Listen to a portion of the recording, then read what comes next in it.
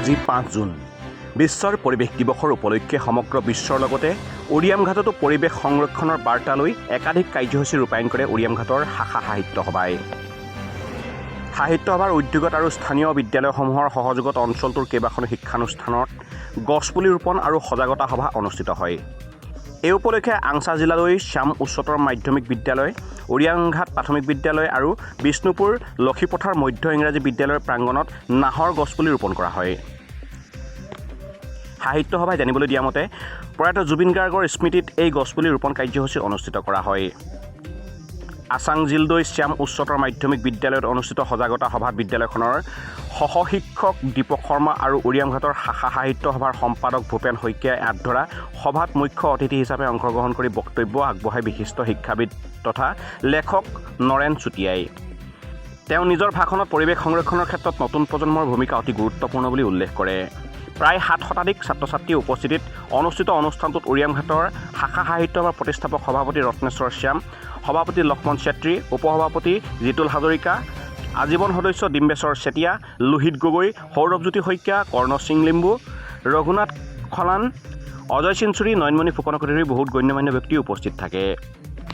আমাৰ ভূমি আমাৰ ভৱিষ্যত, গছ লগাওক জীৱন বচাওক আৰু গছ থাকিলেহে মানুহ থাকিব আদি শ্লোগানেৰে মুখৰিত অনুষ্ঠানটোৱে উপস্থিত ছাত্ৰ ছাত্ৰী আৰু ৰাইজৰ মাজত পৰিৱেশ সংৰক্ষণৰ প্ৰতি সজাগতা সৃষ্টিৰ বিশেষ ভূমিকা পালন কৰে। উল্লেখ্য যে পৰিৱেশ সংৰক্ষণ আৰু সেউজীয়া পৰিৱেশ গঢ়ি তোলাৰ উদ্দেশ্যে আগন্তুক দিনতো এনে কাৰ্যসূচী অব্যাহত ৰাখিব বুলি উৰিয়ামঘাটৰ শাখা সাহিত্য সভাই জানিবলৈ দিয়ে।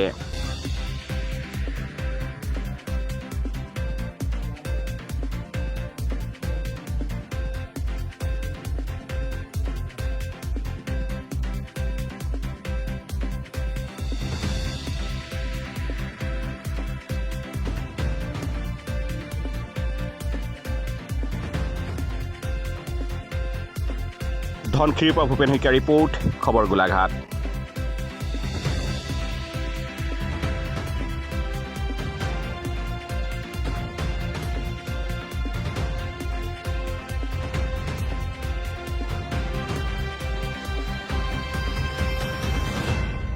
(1973) চনৰ 5 জুনৰ পৰাই এই কাৰ্যসূচীটো প্ৰতি বছৰে 5 জুন তাৰিখত বিশ্ব পৰিৱেশ দিৱস হিচাপে পালন কৰি আহিছে।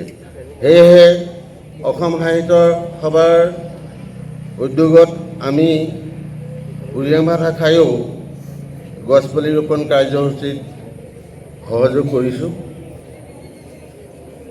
গছ কিয় ৰুব লাগে হয়তো 9-10ৰ ছাত্ৰ ছাত্ৰী বা 11-12ৰ ছাত্ৰ ছাত্ৰীসকলে পাই আহিছে।